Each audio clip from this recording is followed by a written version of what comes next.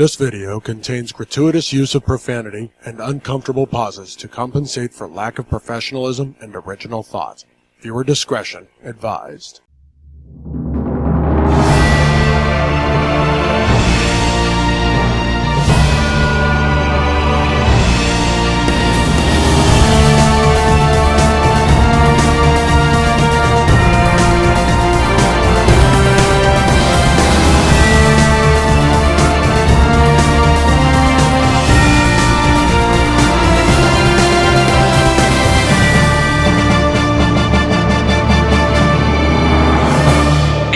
Live from the hellish nerd purgatory that is the same for all of us nerds who aren't at San Diego Comic-Con.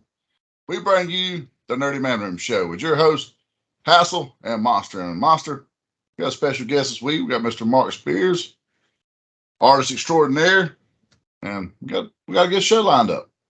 Yeah. I know we promised everybody we were going to try to start our vehicles and playsets 2-part episode this time around, but this interview kind of dropped in our lap last minute. Not necessarily last minute, but close enough that we said, hey, let's take care of this first, and then we'll come back to that. So we will look to get back to that pretty soon. But for right now, we're going to do this interview. But before we get to that, you mentioned San Diego Comic-Con, and while we don't have that going on here, we do both have some Geek Week updates we can do. So maybe we can share some of that first before we get into our interview.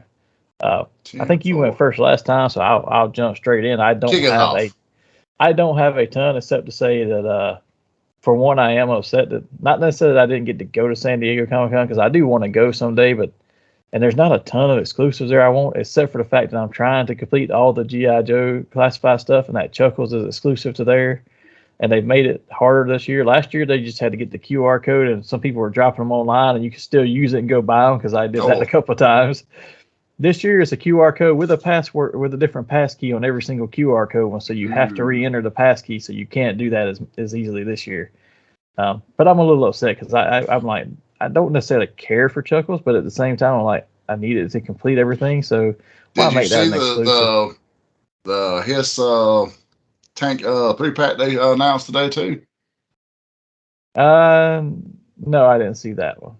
It looked like you got basically it was a 3-pack, and it says Hiss a set.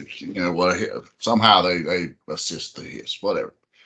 But one of them is basically like a black and red version of the Range Viper, which looks really, really cool, because that already looks cool anyways. One of them was like just a regular Trooper in the black and with red trim, and then I believe the other one was like a Pit Viper with the black and red trim.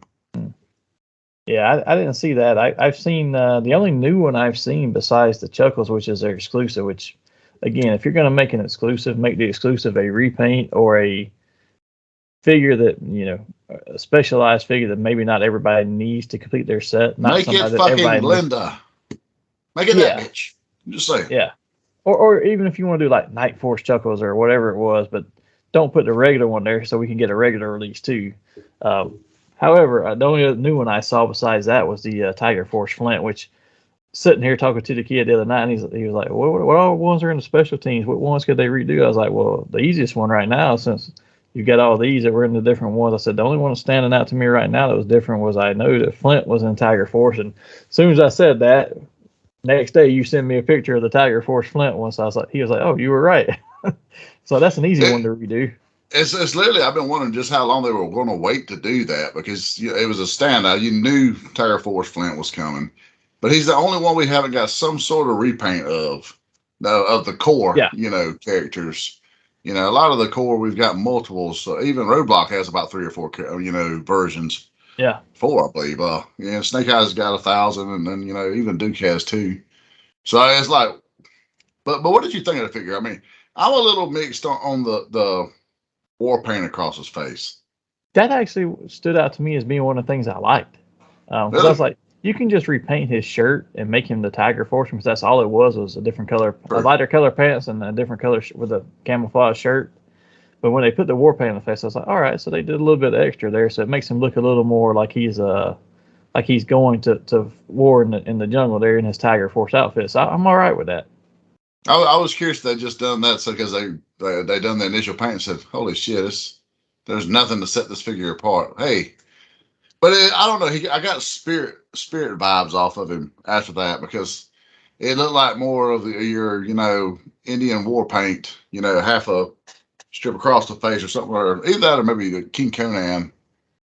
Well, at first I was like, it was kind of weird because it was just on his eyes, but then I noticed that they've actually got it on the chin and stuff too. It actually wraps around the bottom of his chin and his face. I've seen a few pictures, but I guess I didn't see that angle that you're talking about. So it reminds me because the Dusty has it too. I think doesn't the Tiger Force Dusty have the yellow paint on his face? Yeah, so it's kind of similar to that. It's coming from different angles and different spots on the face. So yeah, there's Dusty makes sense. His face was already kind of painted up or supposed to be dirty or whatever the hell it was. Yeah. Yeah, I will say that's the other one we talked about that I haven't seen yet. So that you can easily do a Slaughter's Marauders Spirit because he was on that team as well. I will buy it because that figure is pretty damn amazing. Open, it's one of the underappreciated figures of the line.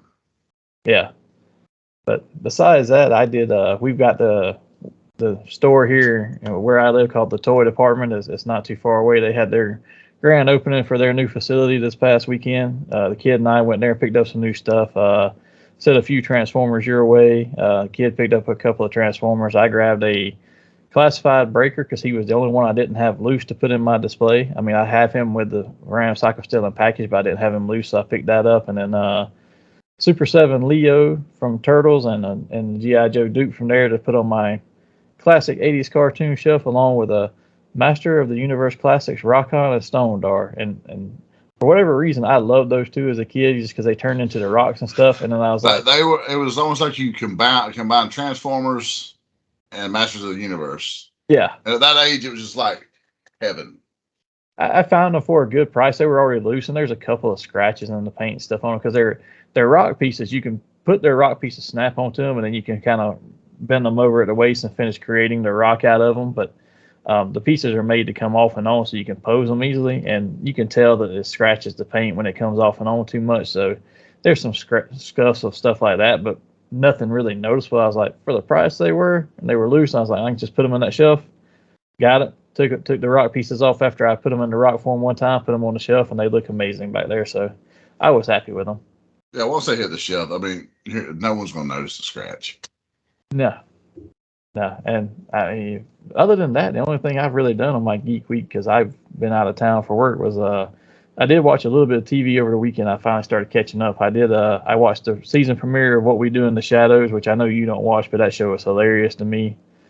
They kicked that off with a 2-part episode. It was pretty good. And then I did finally catch up. I'm up to this week's episode on Secret Invasion. I haven't watched this week's yet. Without me spoiling it for you, since you hadn't watched it, typically I watch it on Thursday evening because I watch AEW on Wednesday. But I stayed up a little later last night, and I went ahead and watched it. I'm going to be honest. This is just a tank for Marvel shows. I am not impressed with it. It doesn't.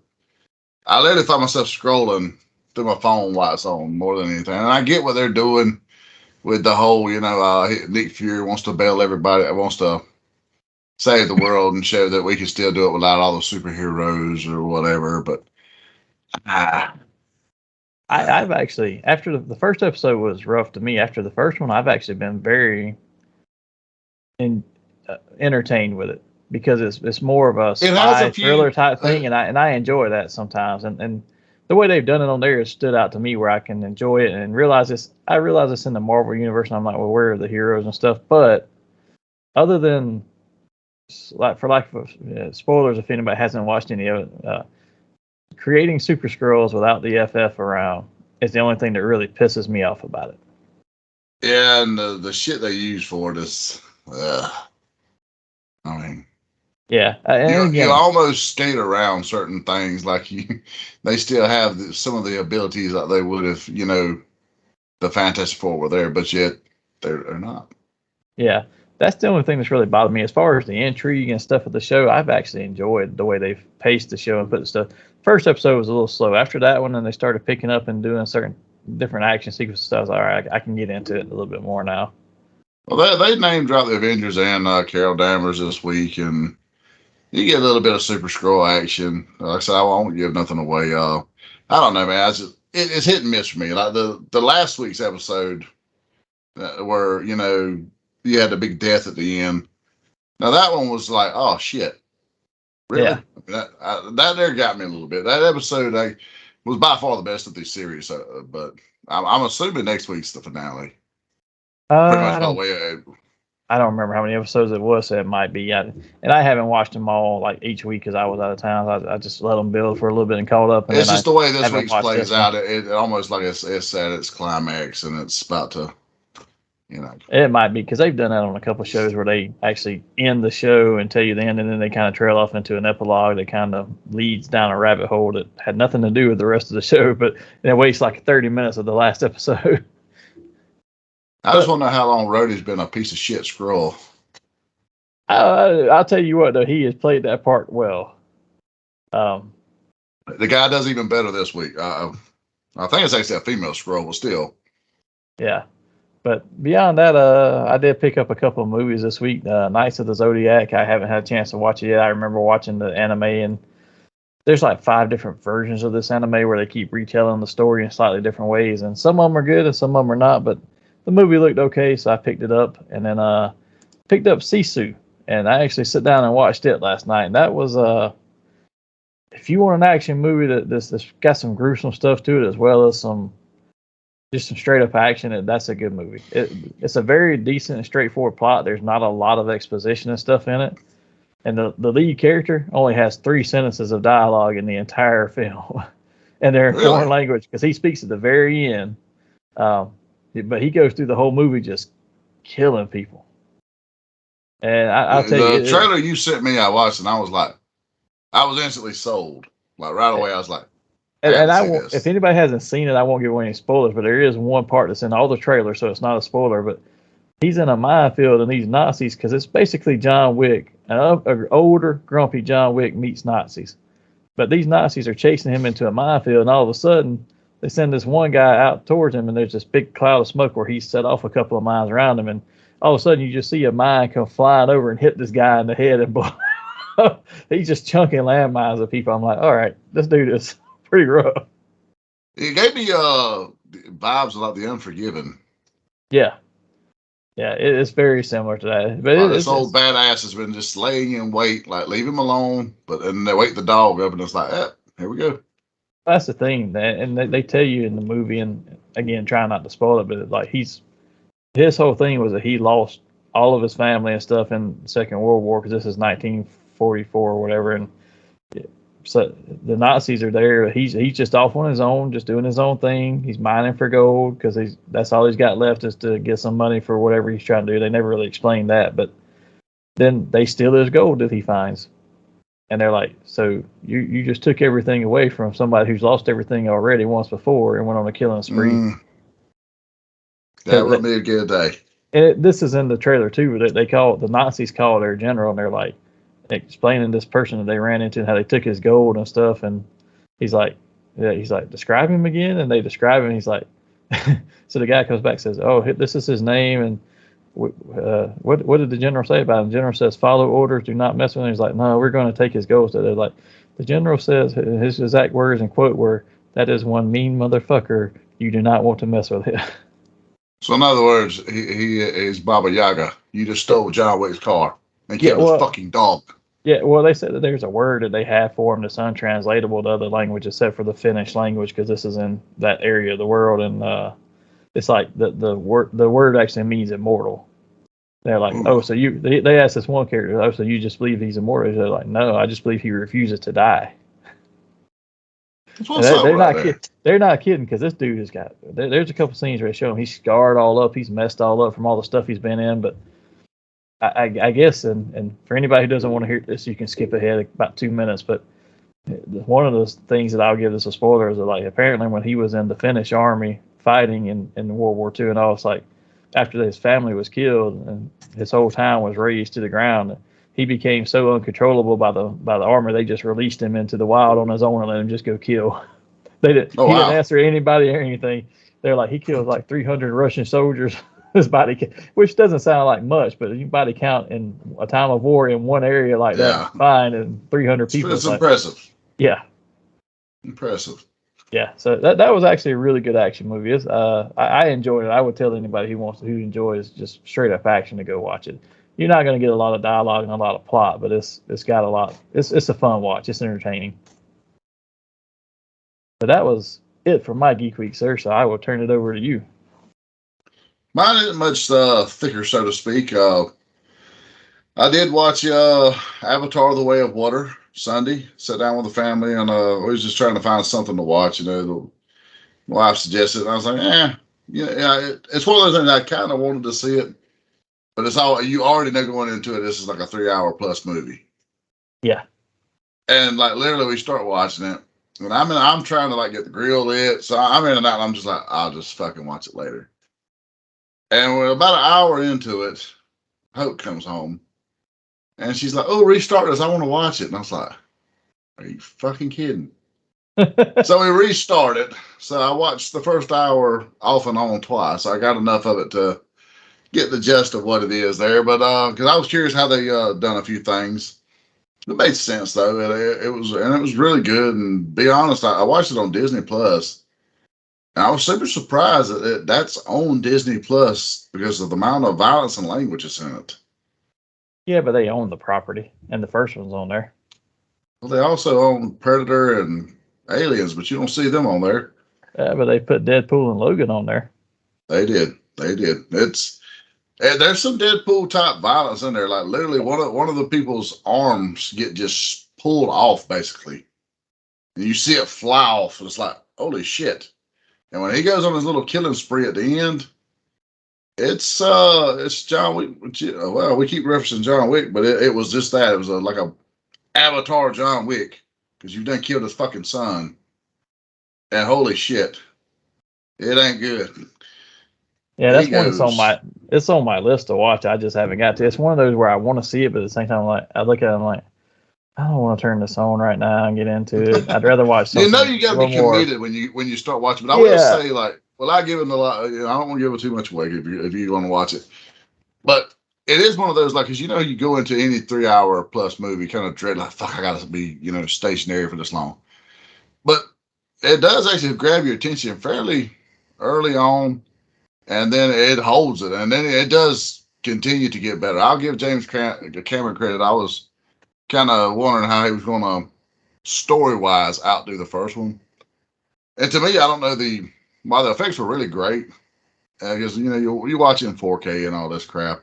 Yeah, I'll say honestly, I don't know if it's just maybe my memory is a little fuzzy or hazy or what, but I almost feel like the effects were a little bit better on the original.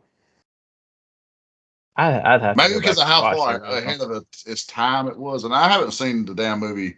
I didn't realize it came out in 2009. It was way back. I mean, it was one of those movies that I enjoyed just to sit there and watch, but it's not something I repeatedly watched or anything. I wasn't that into it. It was okay. No, I was a one and done. I really liked it. I was just a one and done on it. I don't typically I enjoy Lord of the Rings.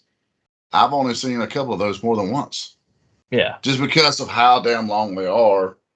And they continue. It's a progression story, so you need to commit an entire fucking day to really enjoy them the way you need to. So it's kind of the same thing here. But if you got 3 hours to spare, I highly recommend it. It's good. I won't dwell on too long. So I did that. Enjoyed it. I did get a small haul in. I got my bazooka, and I got Copperhead in. So got to do an unboxing probably Saturday. I'm going to see how Copperhead looks with the Fortnite boat. Because I do have the Fortnite boat. I haven't messed around. I haven't put it all the way together yet because I keep toying with the idea of customizing it. I've done watched all these videos, and the only thing I see that looks like it'll be aggravated is get the plugs out of the bottom, because you got to get the plugs out of the bottom to expose the screws to take it apart. After that, everything looks fairly simple. It's just once you get the plugs out, they're pretty much just, you got to discard them. But it is on the bottom, so I mean, who's going to turn the fucking boat upside down to really view that? That's that boat, because I picked it up for the kid, and it's nice looking, and it would be great for your Joes and stuff if you want to set up display it like that. Because I thought about doing the same thing. I just still cannot believe that after picking that up, I'm like, it doesn't have that. It's like, I get it, it's big, but it's not worth what they originally priced that thing at $80. I'm No. like, it's nothing but a hunk of hollow plastic. Yep. There is no special features to it to make it worth $80. I see why it's $15 at Ollie's right now, because it's more than they tried worth to sell that. it for. Oh, They hell just tried to no. sell it on name value alone, and I was like, no, that didn't work. Everyone else did too, or Ollie's wouldn't have them. So, In but I cases have upon seen, cases of them. yes, I have seen some that's been redone. I've seen where people made a Stingray out of it. I've seen where they made the water moccasin out of it and a Joe version of it as well. And all three look really great and look fairly simple to do. Apparently, there's a website you can go to buy the sticker kits. So Yeah, really, well, if you just do the base coat, you're good after that. you could definitely use it because for the Joes too, because and it stands out more like a Cobra one, but the Joes Tiger Force vehicles were really, most of them were repainted Cobra vehicles. Yep. And I that haven't was seen one of anyone do them. a Tiger Force yet, but I have seen a lot of them where they'll paint the bottom black and the top that olive green. Yeah. They have the Joe stickers on there, and it looks really good with like Shipwreck and a few of the guys on there. I thought about buying it, putting Shipwreck and Torpedo and maybe CoverGirl with her little data pad and stuff on it. I mean, I've got a bunch of them I haven't opened just because I don't have anywhere to put them at the moment. But I thought about buying it for them and, just setting up like 4 or 5 of them on there because you could do it pretty well. And have like Torpedo diving off the side and Shipwreck driving it or whatever and trying to match CoverGirl like he always I'm really did. on the fence of like, do I make it a Joe boat or do I make it a Cobra boat and let Copperhead take over? Because I already know I'm gonna get a flight stamp for my Cobra Eel, my Frogman when he arrives. So that's just it's happening. Hey, put him on there with get Crocmaster and put him up there with him. Ooh, that's a pretty good idea. I was hoping to have Shipwreck here by now because literally he shipped along with my Ben Riley Spider-Man and my Magneto helmet. They're on the way.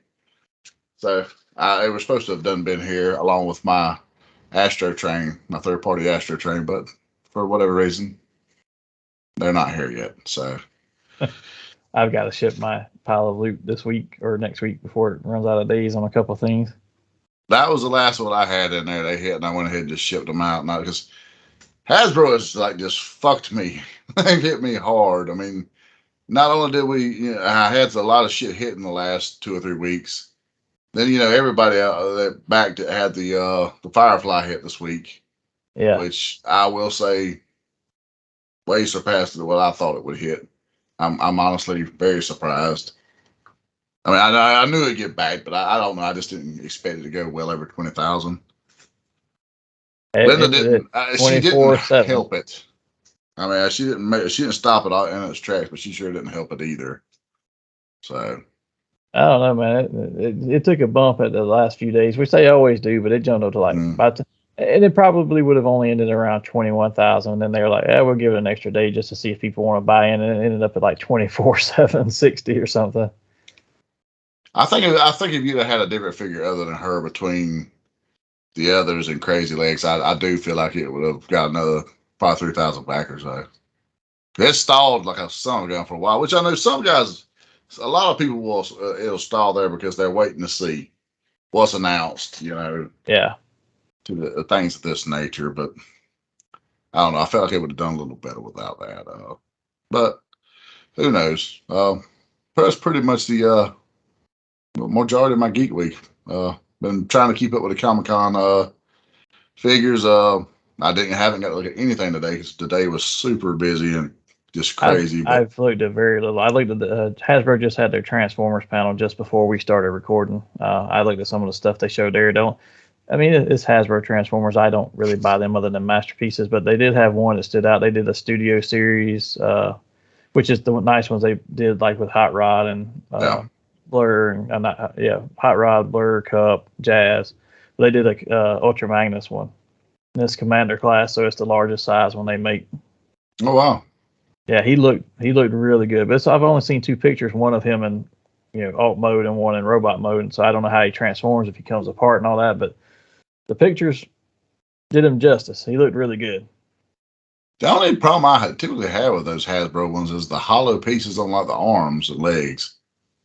Yeah, and that was one of the things that was covered up pretty well in that studio series, Hot Rod and Jazz and stuff like that, because Okay. they made them fold back over and close back on top of themselves. So there's not a lot of, you don't necessarily see that. I mean, it's there, but it's covered up. Well, I get it if you got a line that's geared towards maybe younger kids. But Yeah. who do you think's buying these old G1 Transformers? Us. That's 40-year-old nerds. We're buying them. We want those fucking holes covered up. I did see that, and I don't know. I thought it was going to be on Hasbro Pulse too, but the only place I found is Entertainment Earth. But they, the Black Mighty Morphin Ranger, the remaster series they're doing with the pinless joints and stuff, is actually on Entertainment Earth, and it was going to be in their booth for sale, but they've got the pre-orders on live on there. It's supposed to be on Hasbro Pulse too, but it's not. So I will say those look really good where they can actually hold the morpher like they're morphing. Yep, those look really good. They do, and I went in for the Black Ranger. I don't usually order from Entertainment Earth just because I don't like their shipping necessarily, but I went in for him and I did a couple other things I was on the fence on buying on anyway just to get the free shipping. So it's just their timetable for their shipping is always horrible. But yeah, the one thing I ordered from like that was it was like forever, and then it finally just arrived one day. I was like, oh, well, it's here. Yeah, it takes them forever to process before they ship. This is true. So that was my Geek Week. If you don't have anything else, I guess we could probably kick over to our interview. Yeah, so we'll kick over everybody. We'll change over. We'll share with you our interview with Mr. Mark Spears, and then we'll be back here after that.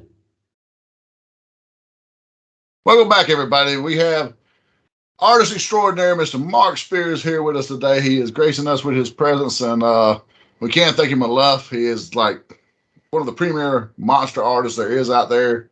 Does Spawn covers, all sorts of things. So I'll just kick it over to you, Mr. Spears, and let you kind of just tell us about yourself a little bit. Well, my name's Mark Spears. I like to draw a lot of monsters and superheroes, stuff like that. I've been doing it for about 20. Let's see, I started in 2002, I think, so 21 years now. But just in the last, I guess, year or two, I've kind of gotten a little bit more out there. I guess notoriety more or something. I did some Spawn covers recently. I've done. I've got for Dark Horse. It's called a horror anthology. They just announced it yesterday because of Comic Con. It's coming out in October. It's just a cover for that. But it's got some of their biggest people in it. So that was really cool to be able to do a cover for it. And then I got a Power Rangers cover, I think, coming out next month. It's a zombie Power Ranger. So it's kind of cool. And of course, I do Mark Spears Monsters. It's my brand where I do like the old Universal monsters, classic monsters like that.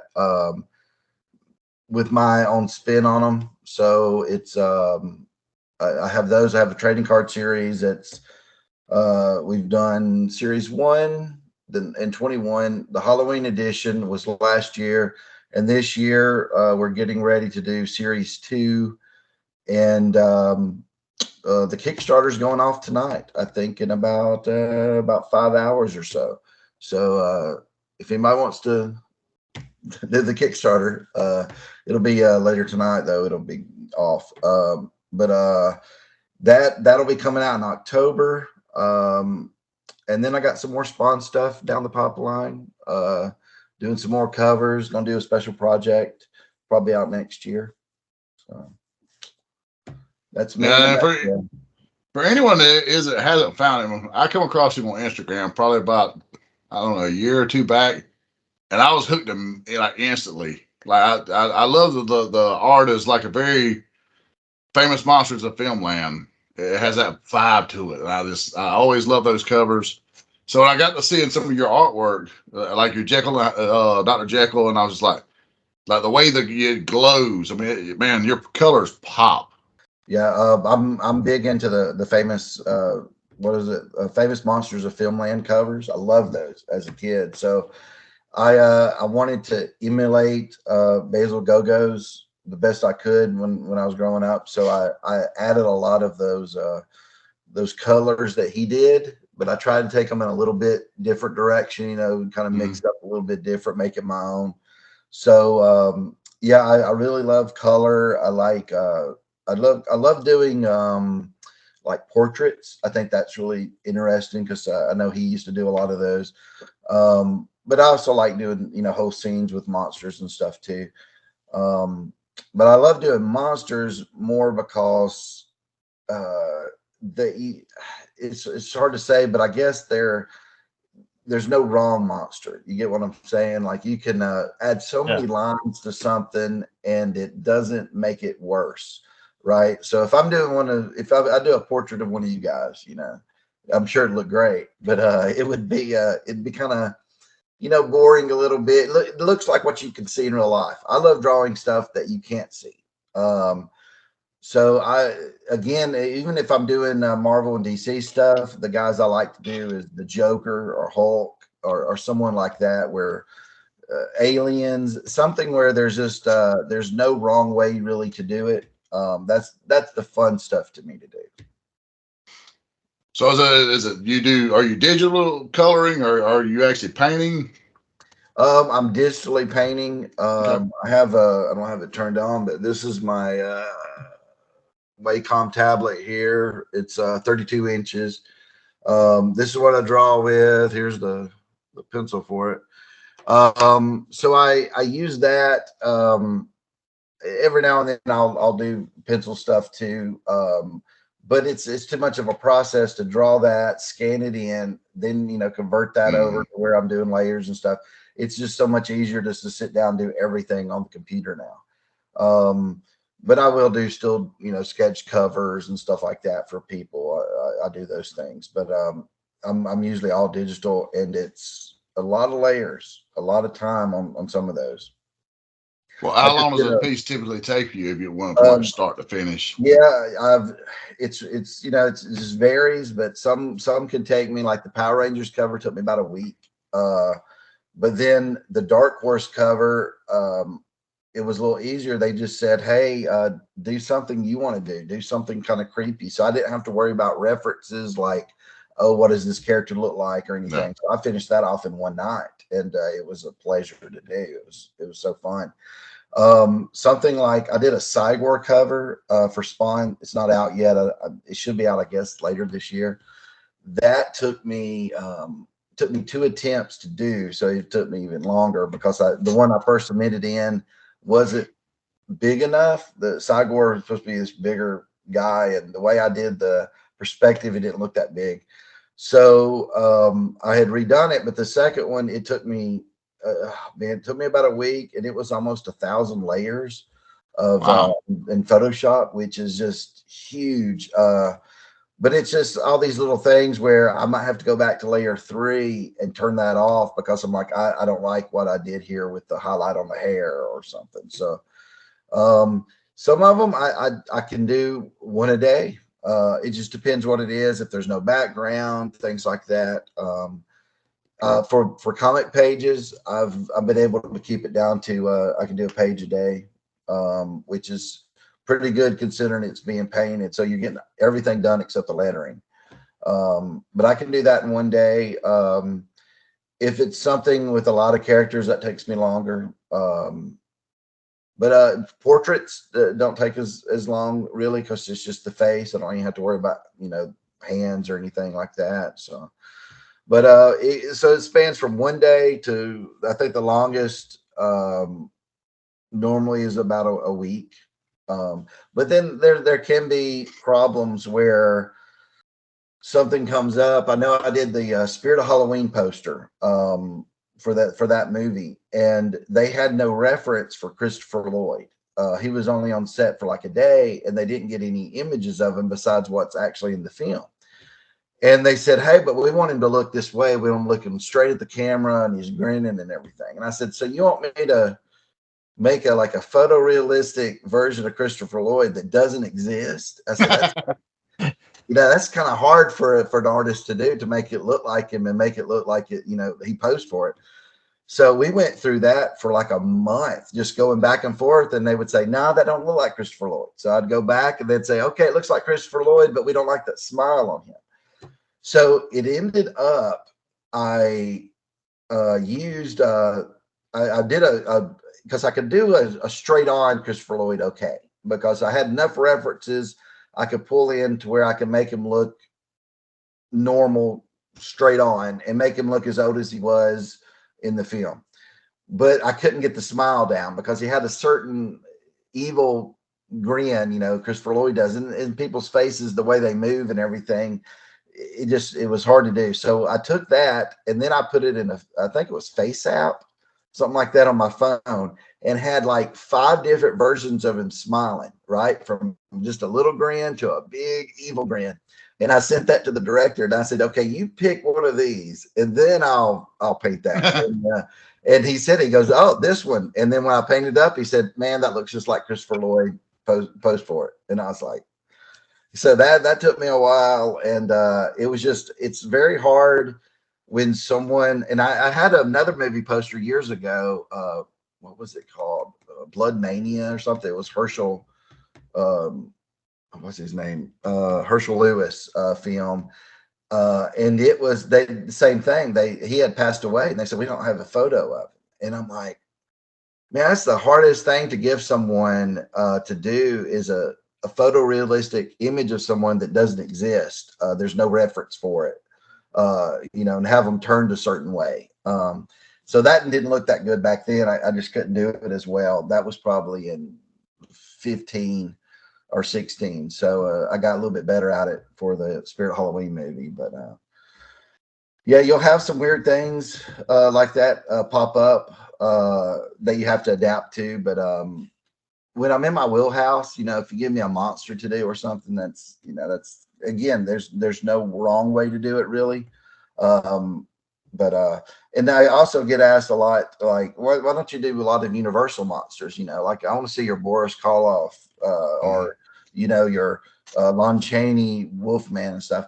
I do those rarely. You'll see maybe on Instagram and stuff. I've done a few of those, but it's like I see a lot of artists do those, right? You can go right now and you'll see thousands of artists drawing those guys. And they're basically using, just photo references for it. So I'm like, I'm going to do something that you can't get like that. I wanted to be something a little bit different. So that's why I made my own monsters. And then I can, turn them however I want and do whatever I want to with them. But I still do those every now and then. I'll try to do a photo referenced Universal monster because, still love those, and the hammer monsters and stuff like that too. That is kind of the vibe I get off some of those. I love your take on that, especially like your Wolfman. The Witch is, I get do you remember the old movie Legend? The thing that come out of the water? Exactly. I get the vibe of that off there. It looks amazing. I forget her name, but yes, that's when I think of a witch, it's her. It was like a swamp witch in that. And that's the best witch I've ever seen on film. And so that's, you get it. So those are the references I put out there.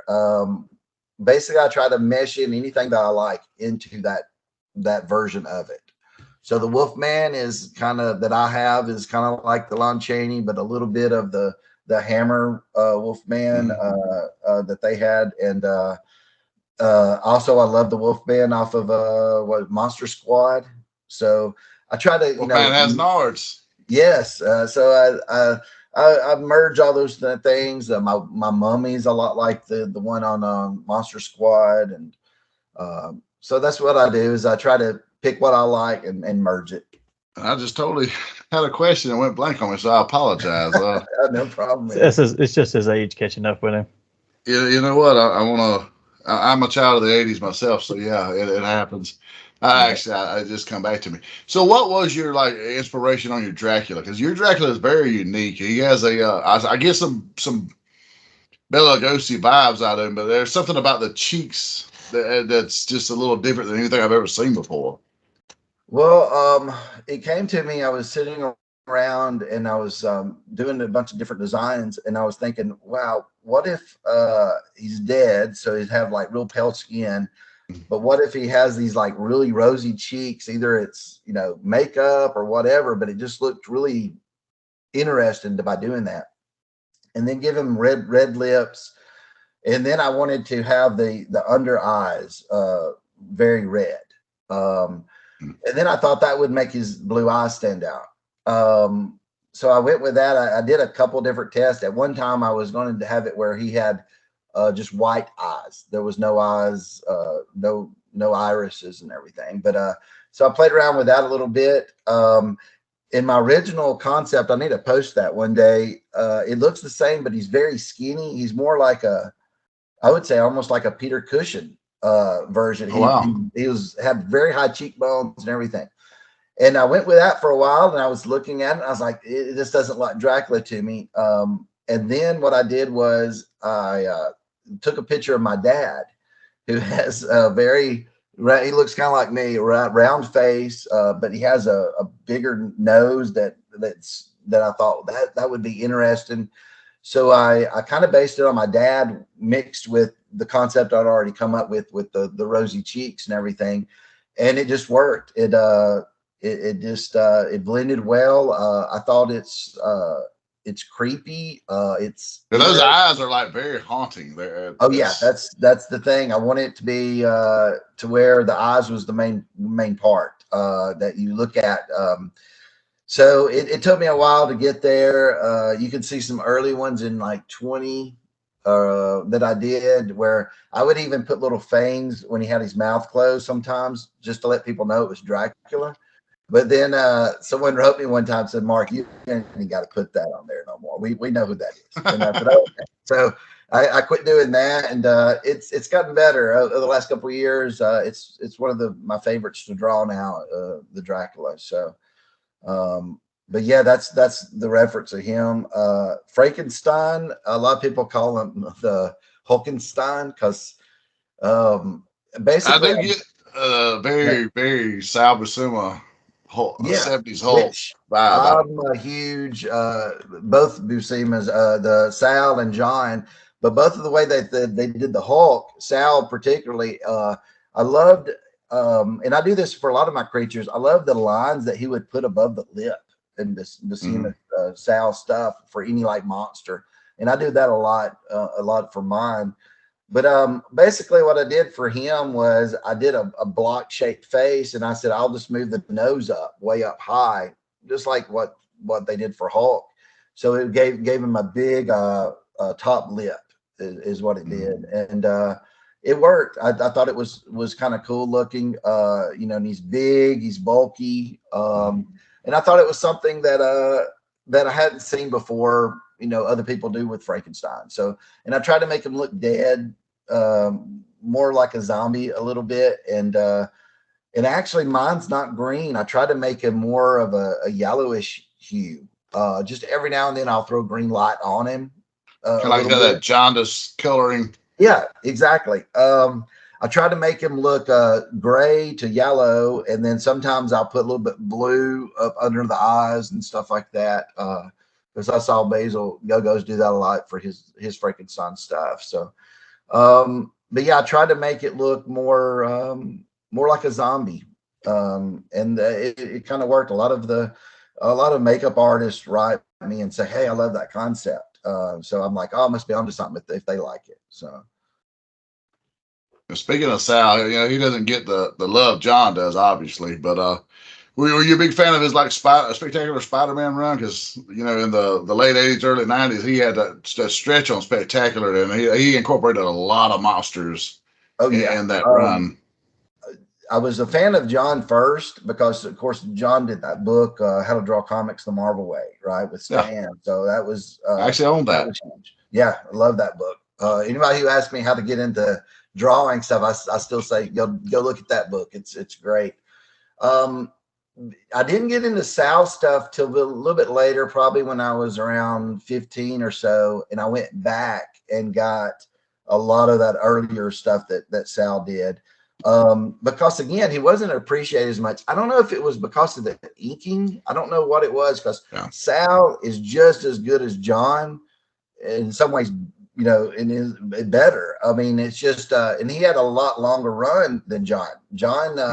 Sal kept going. I mean, I remember, I think he did Spider-Girl. The first issue of Spider-Girl was Sal Buscema when they did that What If.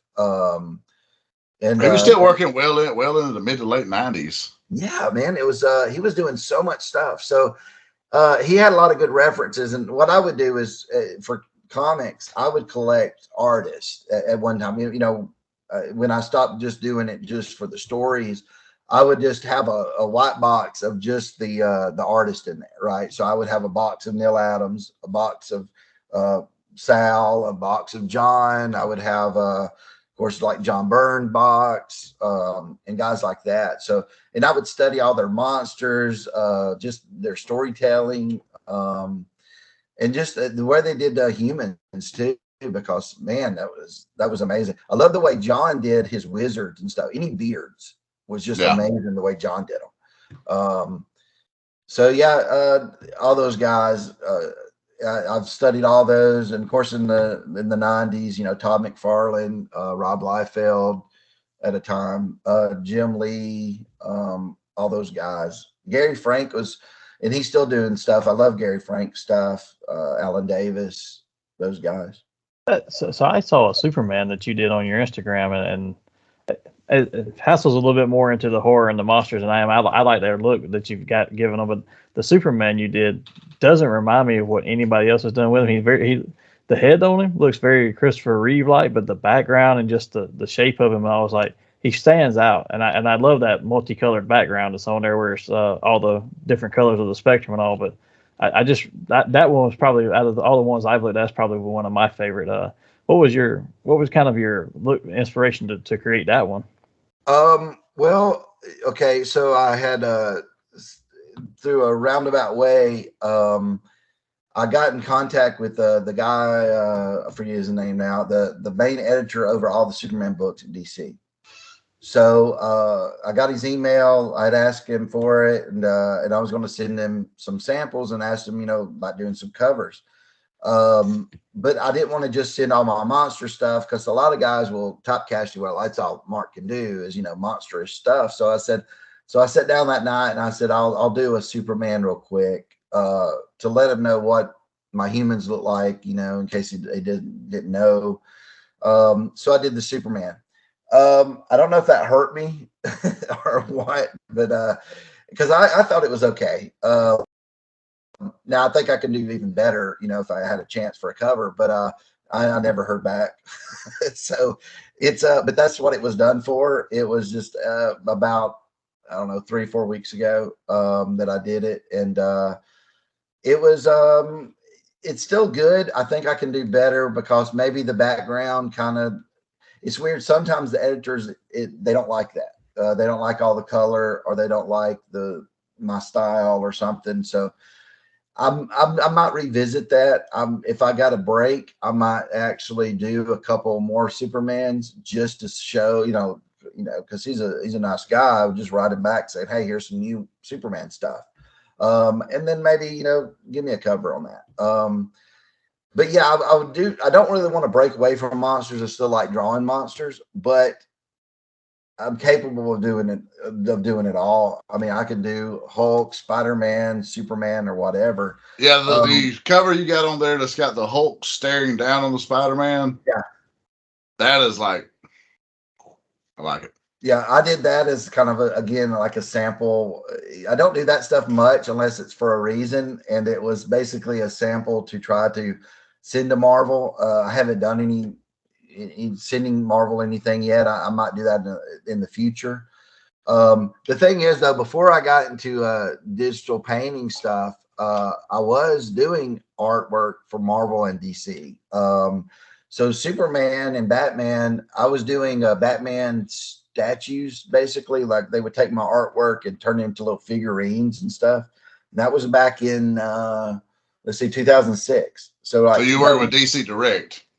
Basically, it was like I worked for a company called Corgi, who had licensed the DC products, and they had their choice of DC artists, but they picked me. They liked my Batman stuff.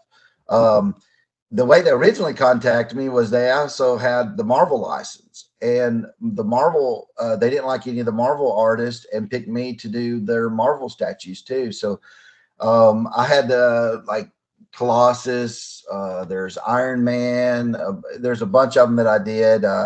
And that was around like 2006 to 2009. So that was a big break for me at that time. They even put my name on the box and everything. So, but what I sent them at that time, what you would see, I'll have to post them on Instagram, is basically pencil drawings, and then I would color them in the computer. But my coloring was really bad at that time. I didn't know really how to do it, but it worked enough where the sculptor, which back then it was actually a sculptor, now they would just sculpt it in 3D and do it that way. But they would send it overseas to a sculptor. He would sculpt it up and then produce the statue or the figurine. So I did that for years. And then after they got merged with someone, so they lost the license. They went merged with Master Replicas, which was doing lightsabers at the time. So I switched over and reached out to DC because I knew who they knew of me and stuff at that time. And they were doing trading cards. They were just getting into trading cards with sketch cards. That was like the first time that was going to happen with DC. So they reached out to me and said, "Hey, yeah, we would like you to do this." And so again, I was doing, gosh, I did 600 cards, I think, in the end for one series, and that was all sketches. But DC loved me at that time, loved my stuff so much that they actually used me for all the advertising and stuff for the series over all their artists that they had, in the bullpen, basically, of artists. But it's weird. So then I would reach out to the guy who was over me, and I would say, "Hey, you like all my Batman stuff, right? You're a big fan of my Batman work, my Superman. Why don't you send all these over to the comic book department? And because I'd like to get some work over there." "Oh, Mark, we're not really we don't really do that. We're the licensing part, so we don't really mess with those guys over there." And I'm like, "Oh man, this is like yeah, I'm not this close, right?" I'm like knocking on the door, but they're like, "Oh no, you're went the wrong way. You can't do that from here." So, yeah, I did lots of Superman, Batman, Spider-Man, all kinds of stuff for years, and then I went into the monster stuff because it was stuff that I could own myself. So I could sell prints, trading cards, whatever I wanted, and didn't have to worry about you can't really sell a Superman image and stuff like that. Yeah, most of the monsters fall into the free use range, correct? Yeah, exactly. Yeah, as long as I'm doing my own, I can do whatever I want to with those. And I made some of my own superheroes, my monsters, things like that. But now I'd like to go back and do some of those things that I didn't get to do back then. So I would like to do, a Superman cover, some Batman covers, things like that. So you'll probably see some more of that stuff on Instagram where I'm doing like Batman or Superman. And it's really because I'm putting together something to try to, send some samples in and show them, hey, I can do this just as good as anybody else. So, but that's what I'm kind of trying to do. But I appreciate that you like the Superman. A lot of people did like it. I mean, I got a lot of great feedback from it. It's just, I think if I did it again, I would do something more coverish, like maybe Superman fighting someone, just to show them that I can do that, because a portrait would be kind of not what they want. So I don't know. I think that's a goal I could probably achieve one day is to get over there and do a cover for them. And I'd like to do one for Marvel. And like I said, I just did one for Boom Studios and just did one from Dark Horse. So I'd like to have a cover everywhere eventually. That would be nice. Well, I know that Monster will be definitely on that Boom Studios. He's a huge Power Rangers fan. So I was gonna say that next, and I'm looking forward to that one. And honestly, it's issue 111, which, like I said, I think comes out August 23rd or something. But I was thinking the other day, wait, man, I haven't even seen it solicited. So I wrote the guy that had got in touch with me originally about it, but they're all at San Diego right now, so I don't know. I won't hear about it for next week. But it's a Whatnot exclusive, so it won't be in stores. I guess it's only going to be on Whatnot. Not sure, but I haven't even seen it solicited on Whatnot or anything. If you type in Mark Spears Power Rangers, nothing comes up. So I don't know how many issues there'll be. but I'm thinking maybe they'll release that this weekend. Maybe they were holding off, to Comic-Con to release the image of it. But it's the Green Power Ranger zombie, so I thought that was pretty cool. I got to pick whatever. Oh shit! He just sold me. Yeah.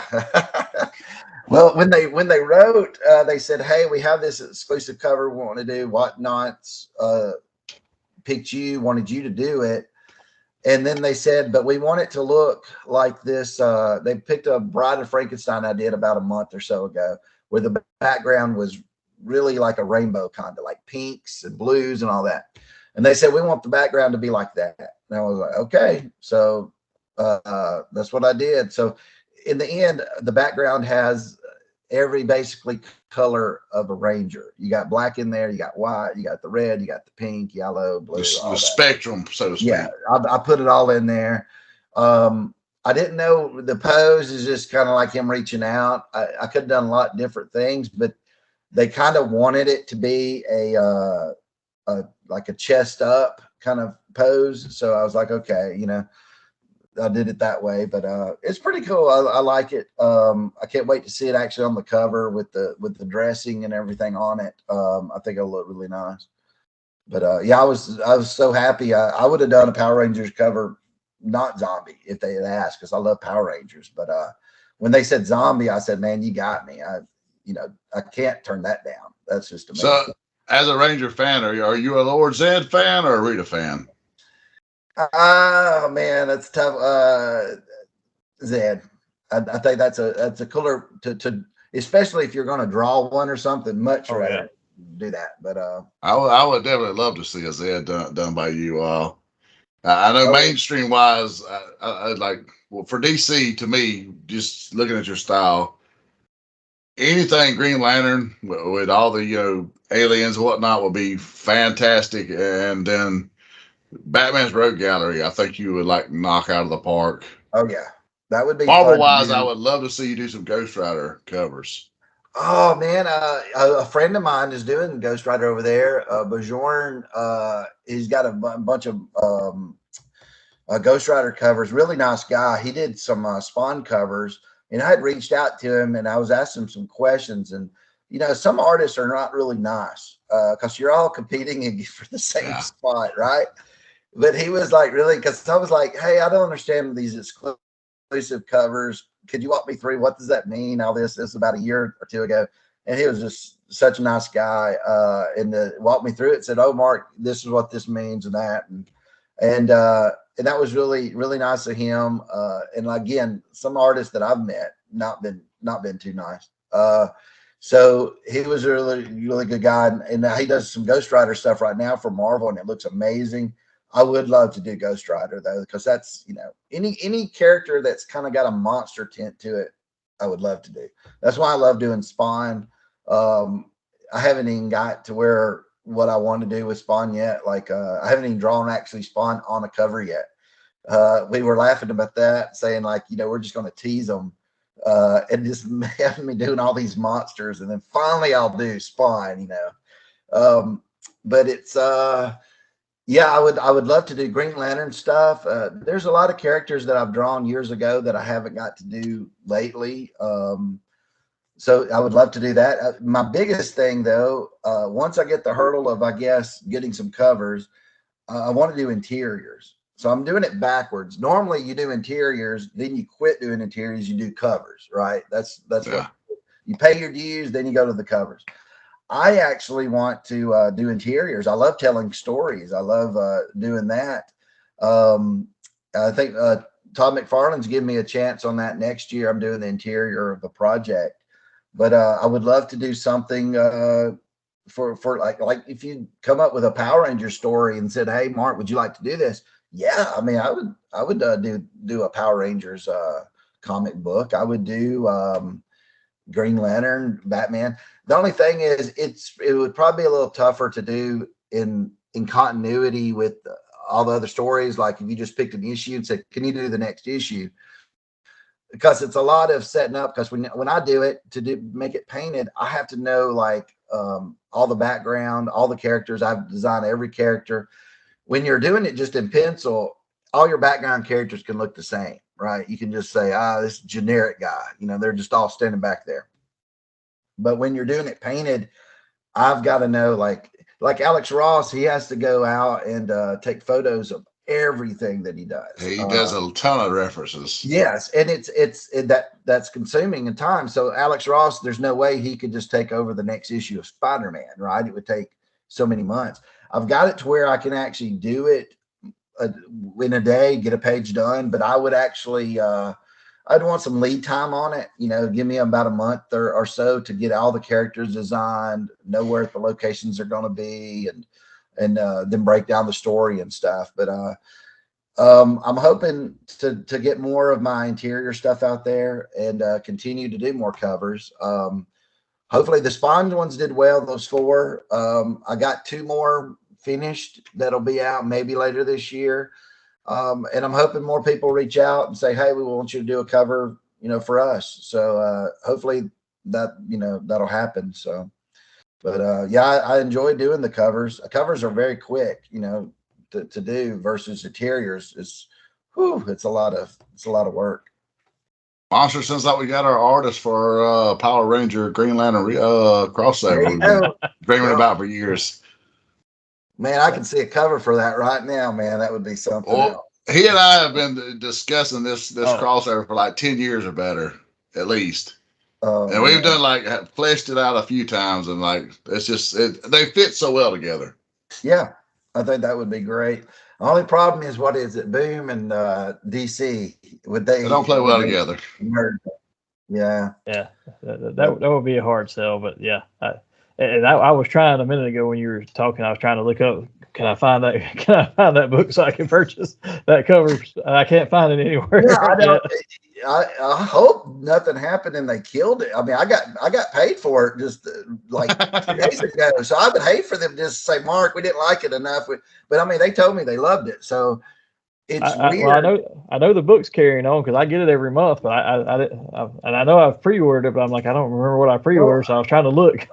Yeah, I looked at it, like I said, and there's for 111 there is like 3 or 4 covers that they have, right? But then they don't list the exclusives or anything. I'm not sure Whatnot exclusives, how you go even about getting those. Are they only on Whatnot or what? Because somebody should have it like pre-sale on eBay at least, right?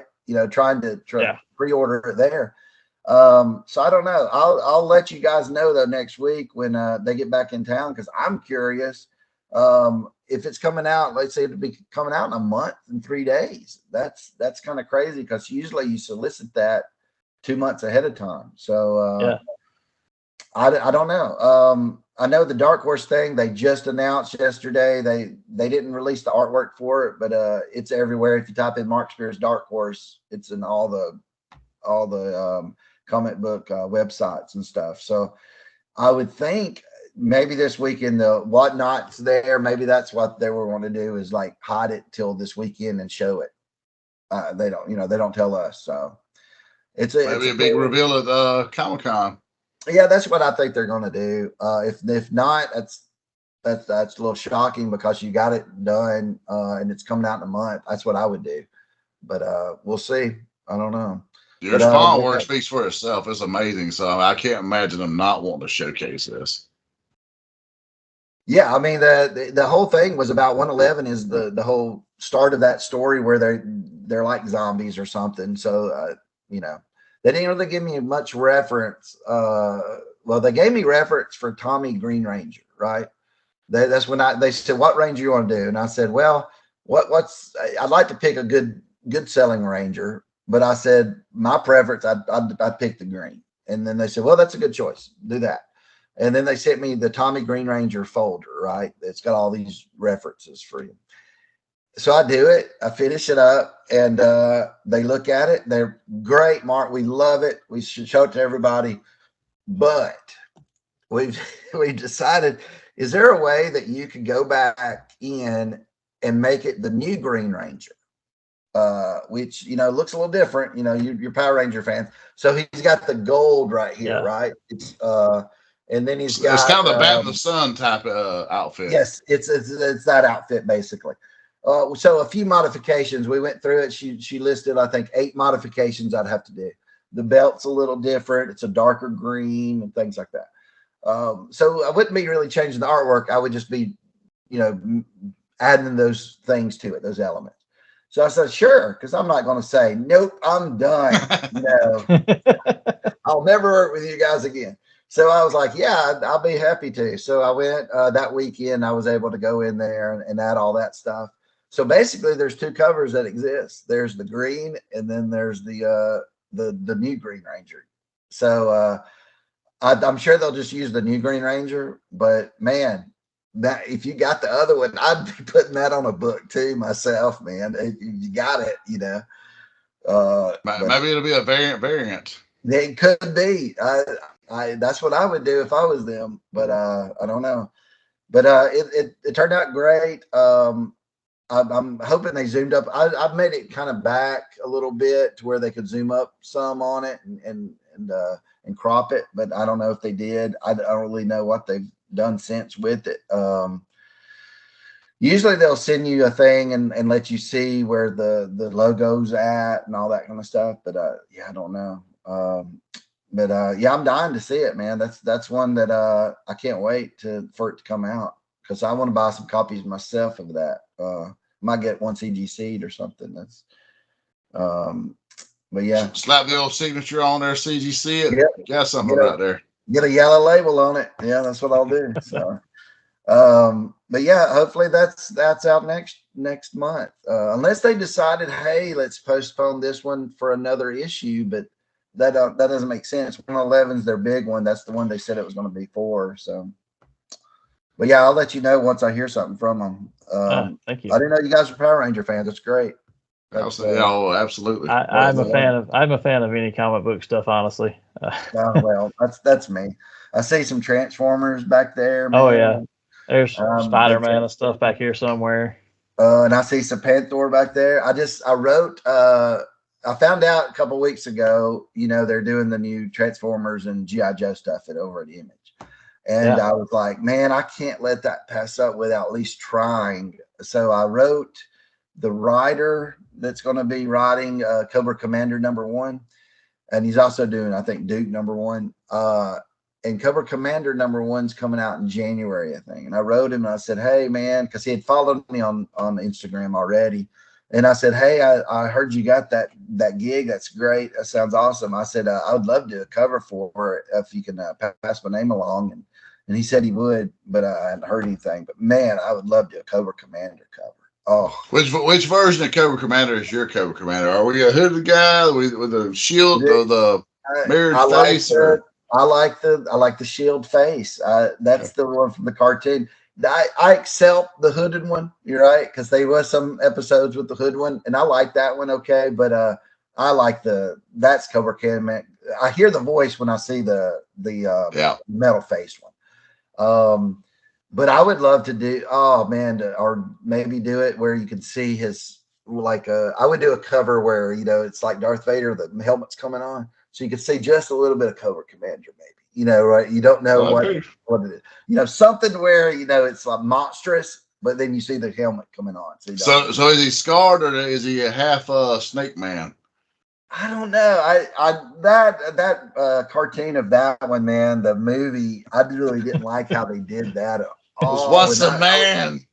Yeah, I just was like, what? Because in your mind, you got this great concept of he's got to be all scarred and stuff, like Darth Vader. And I think that they messed up ever removing it, right? Because once you remove the mask, all the mystery's gone. And to have him be a snake, and then like you said, man, the mystique is what sells him sometimes. It's almost like Wolverine once he got his memories. It's like, he's not as interesting anymore. Exactly. I was doing a character for a comic book pick I did one for the same one for Image and Dark Horse, and they both didn't greenlight it. But I had this character, and it's a mystery, right? You don't ever see his face. You don't really know his backstory, but they don't like that. They want, when you pitch something, they want you to tell them all the stuff that you're not telling the audience, right? So because they want to be in on the story. And I'm like, but that's the story. I don't even want to write it down what he really is because you don't know, right? I like the old Clint Eastwood movies. See where it unfolds. Yes, yeah, because in a year from now, I might be wanting to take it in a different direction. But they didn't go for that because I'm like, hey, I like it where the guy never takes his mask off. You could see a little bit, maybe, so you can see he's scarred or something, but that's my take on it. Is you never know, who he is. The Wolverine thing is exactly the same. Wolverine was so much more interesting when you didn't know that other story. I like the story that they did, where he was really young and stuff. And the origin. Yeah, that was neat, but that should have been an Elseworlds or something like that because it takes away from Wolverine. Once you know a little bit more about him, it's not as good. So that's me. Let me get some water. I still might try to pitch that again. I got 105 pages done of my story, and if I don't, I might send over to Boom because I know them over there. But if they don't go for it, I'll probably Kickstarter it myself because I've got all the artwork done. But it's about that character, and I'm like, I like characters like that you follow, and you're like, oh, you never see his face, so. It's just like Michael Myers, things like that. Once you know more of his story or see his face, it's just the mystique's gone.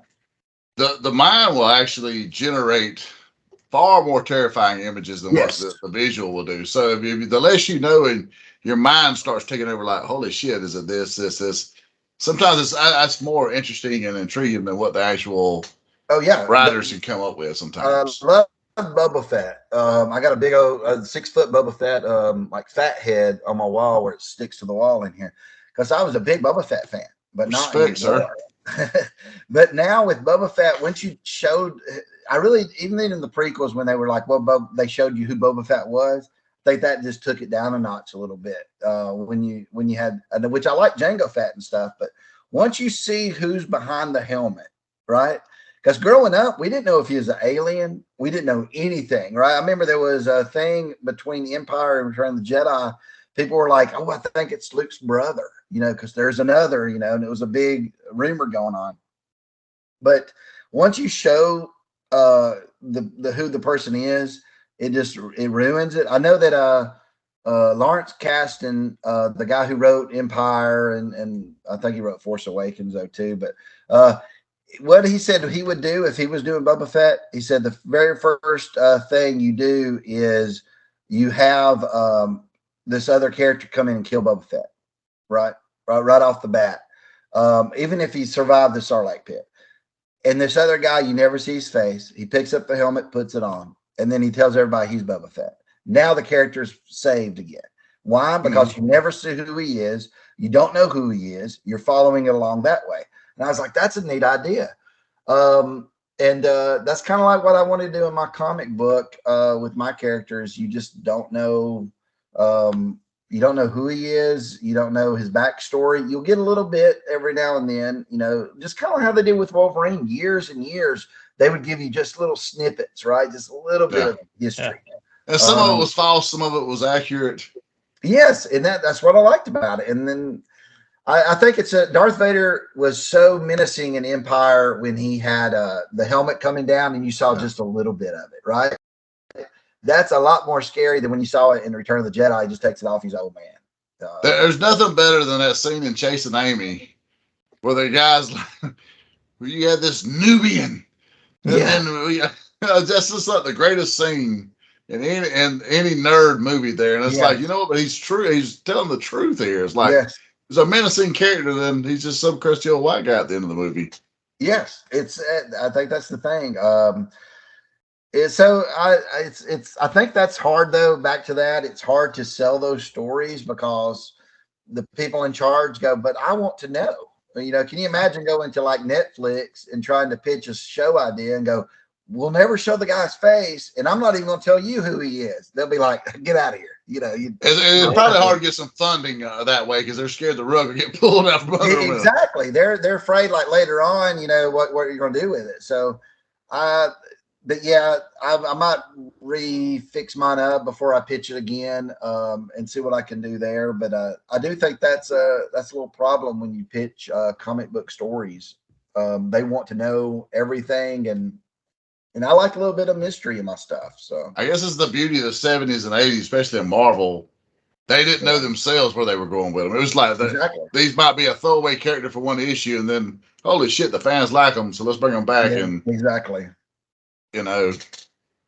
It just happens. Exactly. I missed Marvel in the 70s, 80s, even the early 90s was okay. And what they've done now, it's just hard for Marvel and DC though. Once you get up to so many issues, if you think when we were younger, Spider-Man had about 300 issues, right? That's when Todd McFarlane took over, and now they're up to thousands and thousands, and it's just like, how do you keep telling the fresh story? The character has to age and stuff like that. So it's got to be hard. I know what Spawn's up to it'll be 350 next year. I think they're going to hit, and they've kept him kind of relevant. They've had him die again, I think, come back, but they've got more characters there. But it's tough to do a story with the same character that long. I think it's better probably. That's why I like a lot of independent books. I read a lot of those where it's a beginning, a middle, and an end. The story ends, and you're going, okay, I got it all. That's all I needed. I don't need to have. Well, that was kind of one of the cool things about Al Simmons initially. He had that countdown during every issue. Like you knew he was running out of time. The more he used his power.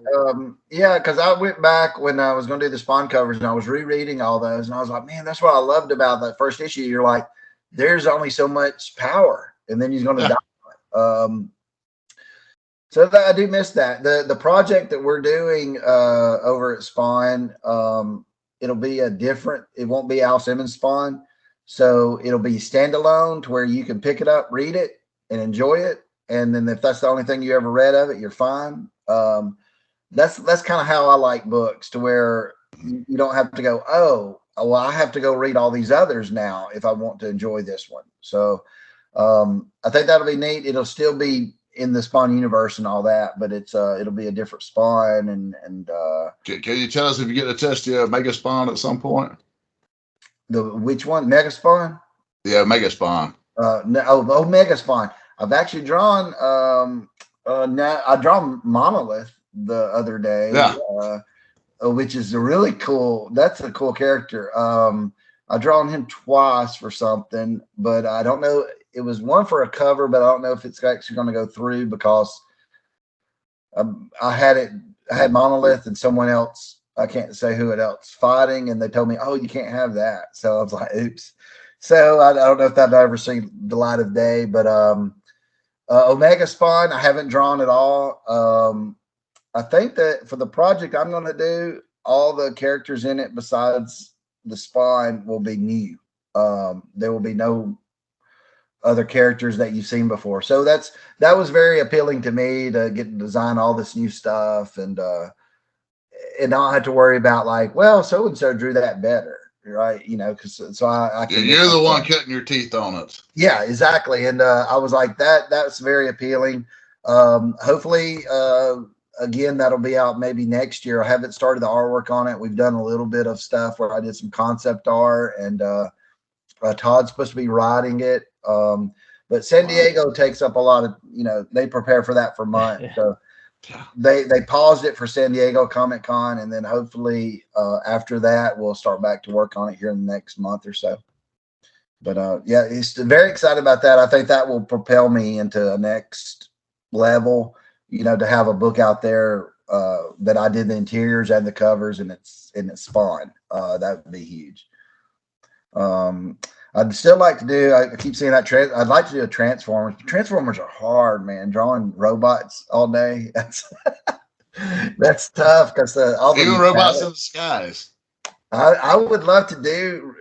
I would do a cover of Transformers. I don't think I could take on the challenge of ever doing interior of Transformers. It's just so much work. But man, I see your wrestlers up there, man. I'm a big wrestling fan too. I'd love to do something with wrestling, man. I'm a huge wrestling fan. Love that. Do you watch Dark Side of the Ring? You ever seen those? I Oh, do yes. actually. I do.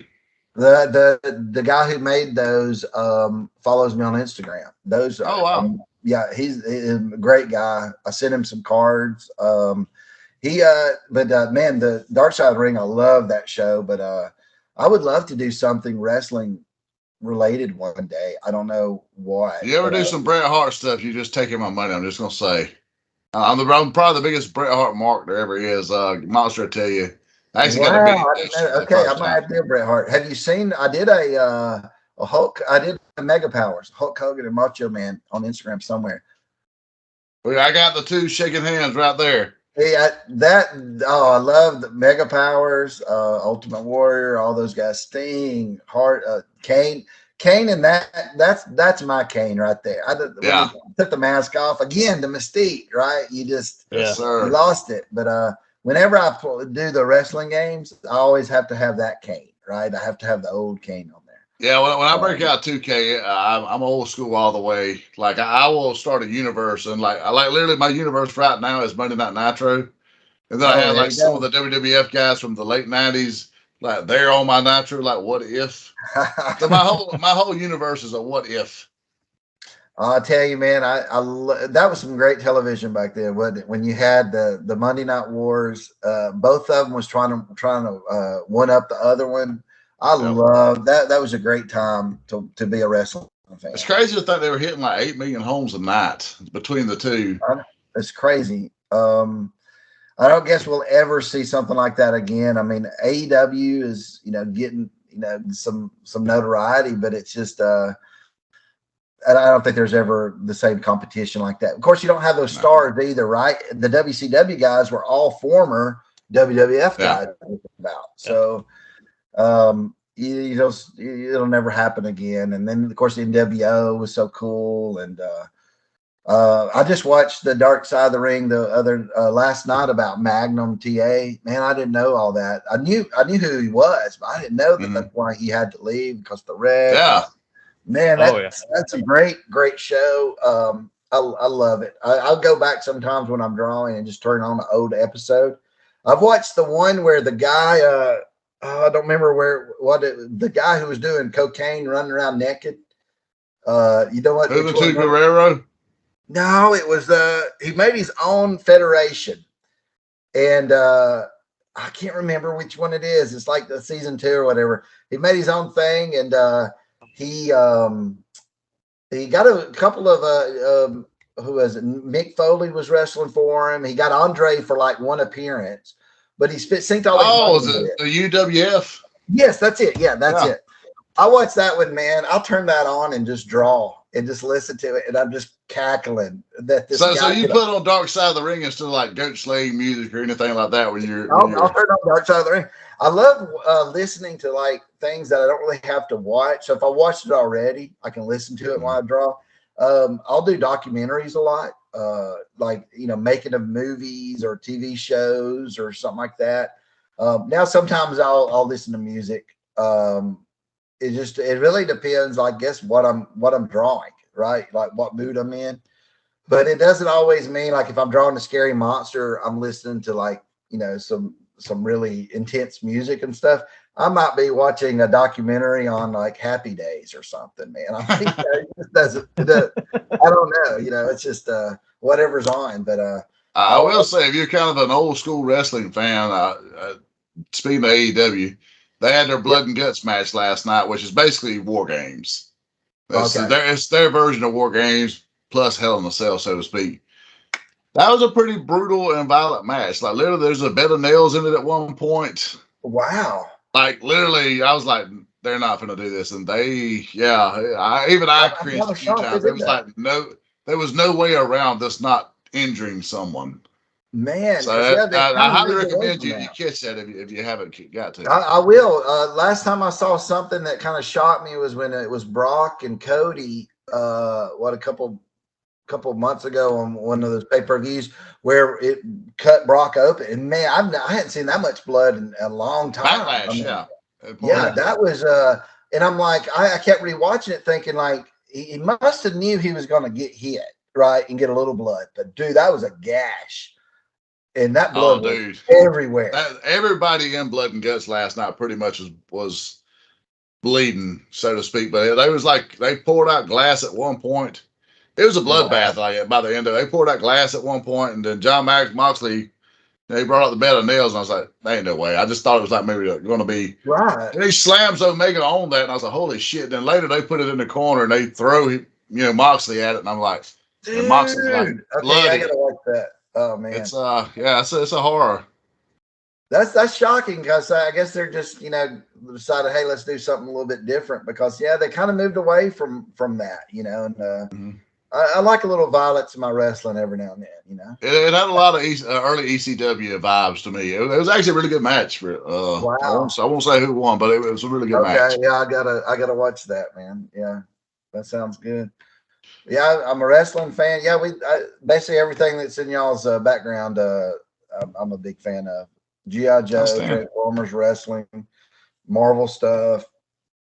So yeah, I just don't have it in my background. I just I can't afford it, man. I gotta get me a podcast. That's what I gotta do. That's where it comes from. I want to collect a lot of that stuff. It's just one time my kids are getting bigger now. They would have took it, right? I do have stuff I bought that they would come in here and go, well, that's mine now, and just walk away and start playing with it. But the only thing I got is lately I got Dungeons and Dragons War Duke. Have y'all seen that? The new one. Yeah, I've seen that one. Dude, because that was a figure, when I was younger, and I was like, that looks amazing. So I grabbed that the other day. And that's probably the only figure I got in here right now. I got some Spawn stuff because I had to use it for reference. I bought a Violator the other day because I need to know how his head moved. But I can't wait to get action figures of characters I've worked on. That's what that's my next collecting thing is because supposedly the Spawn project will have maybe some figures from that, and I'm like, that will be amazing, right? To have some action figures in my background and go, oh yeah, I drew him. That'd be awesome.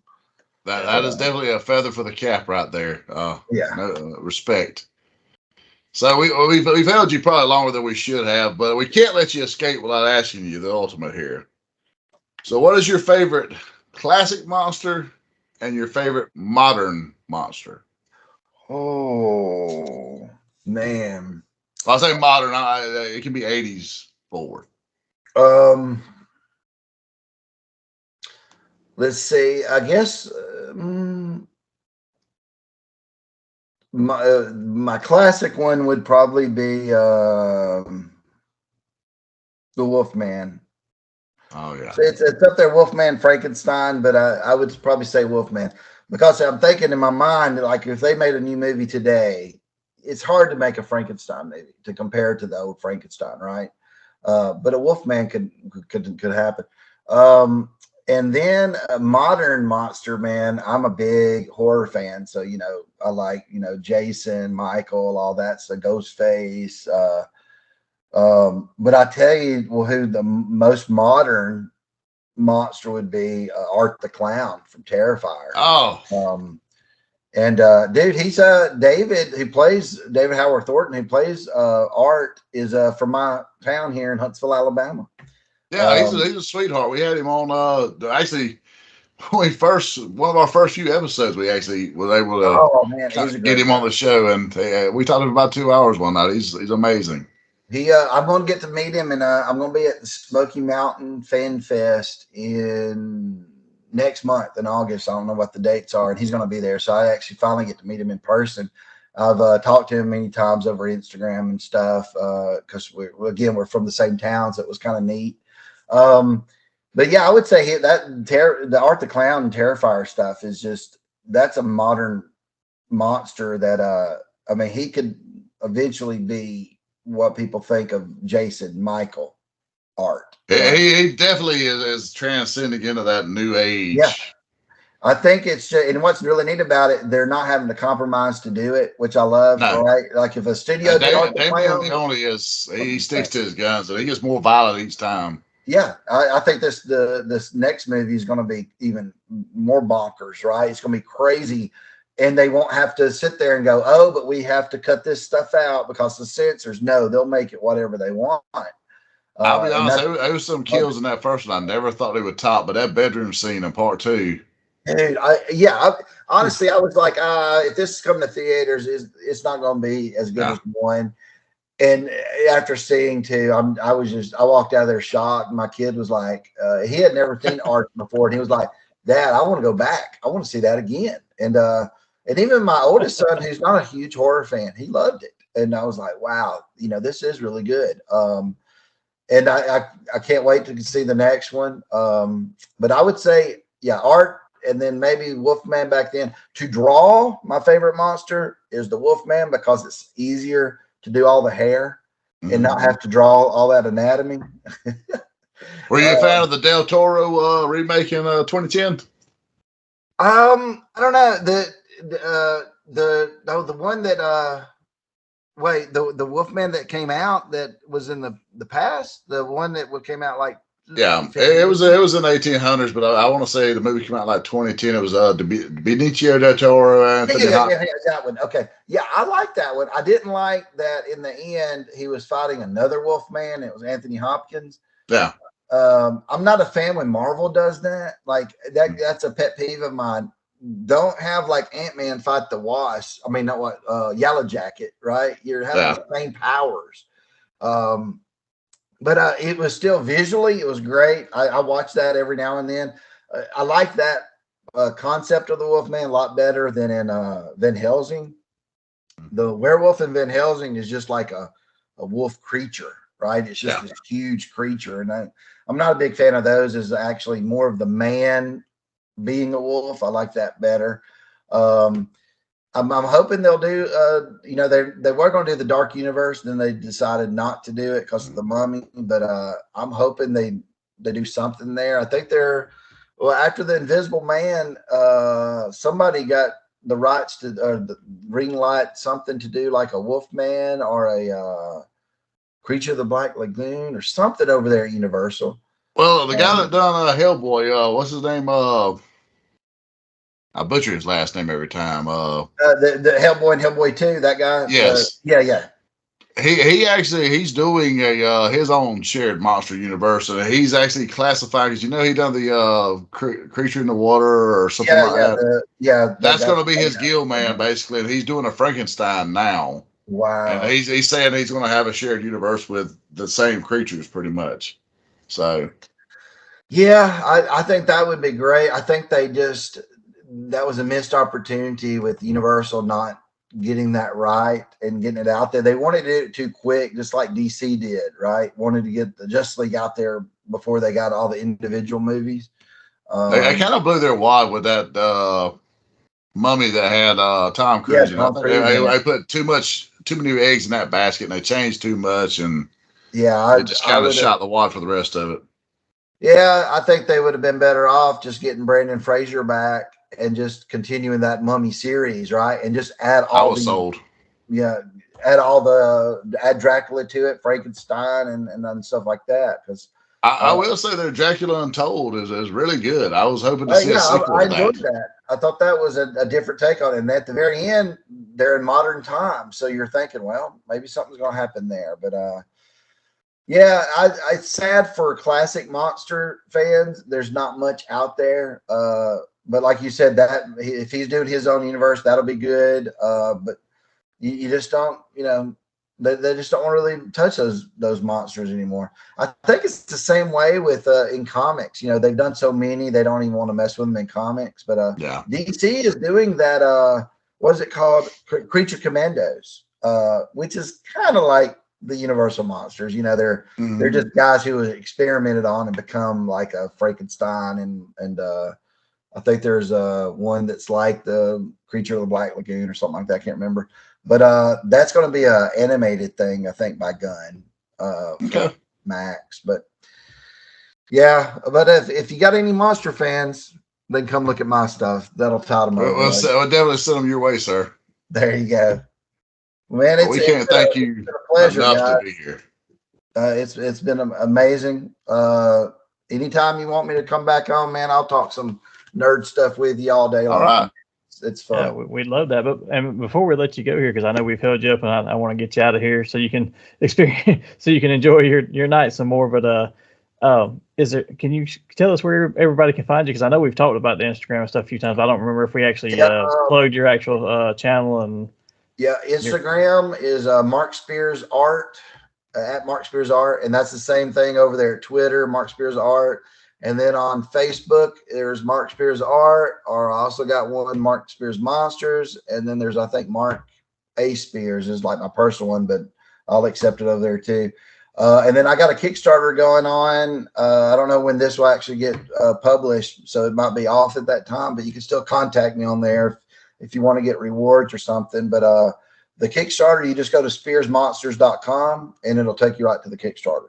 So you can see what the cards look like, and if you wanted to back it, or if it's too late, just write me and I'll make sure you get you a box or something. So and that kicks off. You said today it's July 20th. This will actually will probably be posted up by Saturday at the latest. So okay, yeah, the Kickstarter will end tonight, I think, at 10. So but if they want to go look at it, they can still see it, and if they decide they want to get a box, just write me, and I'll make sure when they come out around in October to save my box. So awesome. Thank you, sir.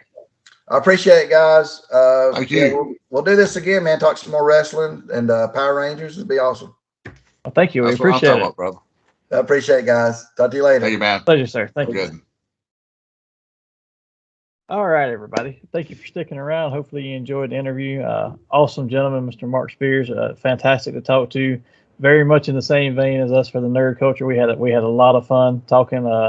We went from everything from his artwork to all the way to wrestling and action figures and Power Rangers and everywhere in between. So we do appreciate him coming on, and hopefully we can have him back again pretty soon. But with that, we went a little bit longer on our interview than we expected to originally. So we actually are going to end up the show here and actually skip Nerd Out this week. But before we leave, we do need to tell everybody where they can find us at. And also, before we get to that, let me reiterate too that you can check Mark out at Mark Spears Art on Instagram, Mark Spears Art on Twitter.